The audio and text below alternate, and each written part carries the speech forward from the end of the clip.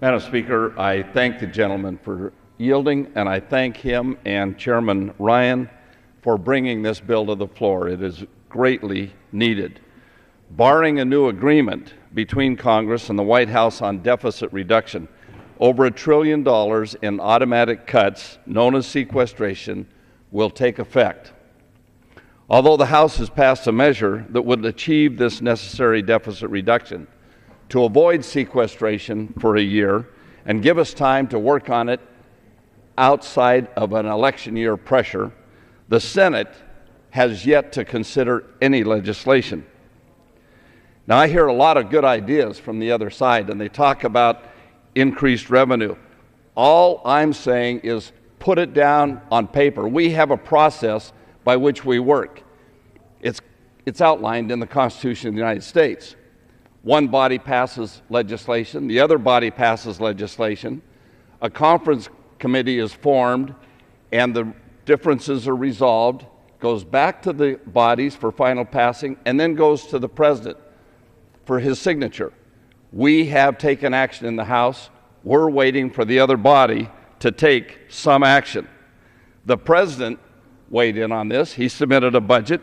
His budget sought $1.2 trillion in alternate deficit reduction. He followed the process. That budget was defeated in a bipartisan, bicameral manner. Now we need another bill that we can work on. This impasse and lack of a clear way forward has created a chaotic and uncertain budget environment for industry and defense planners.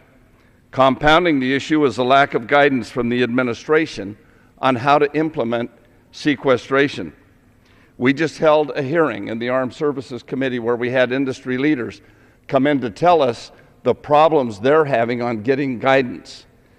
You know, I come from a small business background, nothing like building planes or ships or boats or the other things that our warfighters need to carry out their mission. And I might remind people that we are at war. We do have warfighters going outside the wire as we speak every day, putting their lives on the line, and they're watching us. They're watching what we're doing. They're wondering if they're going to have the things that they need to carry out this mission and to return home safely. My business, as I said, was small family business. We were in the Western wear business. We sold boots and hats in a retail way. And we would go, my brothers and I, family business, would go to the market in January. We would buy for our needs for the next 6 months. We would buy shirts, hats, jeans, boots. And then our suppliers would go to their suppliers and buy the things they need to make those things. And then they would ship them to us in an orderly manner. And then we would be able to have the product on the shelves when our customers came in February, March, April, May. These industry leaders are asking for a little guidance. All they know is the law as we have it now kicks in January 2nd, says that there will be no thought, no planning, just we take out the budget and cut every line item by a margin, 8, 12, 20%, whatever it is, realizing we're already a quarter of the way into the year. One of the leaders gave us this quote in this conference. This is Sean O'Keefe, President and CEO of EADS North America and Chairman of the National Defense Industrial Association, and I quote, "Most immediately, the administration must communicate today its sequestration implementation plan to the public, our armed forces, and to industry. The current uncertainty has effectively put sequestration and its consequences in motion.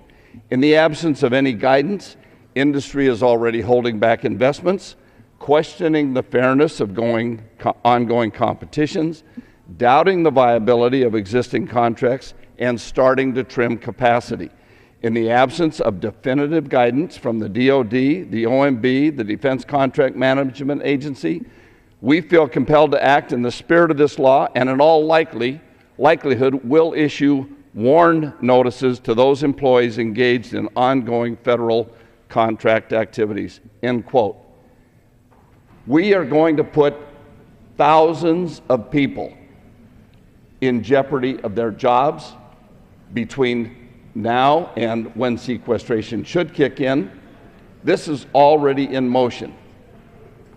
Madam Speaker, I ask that we come together on this issue, that we solve this issue. I ask the President to put forth some leadership, as Commander-in-Chief, he has the obligation to help us solve this problem.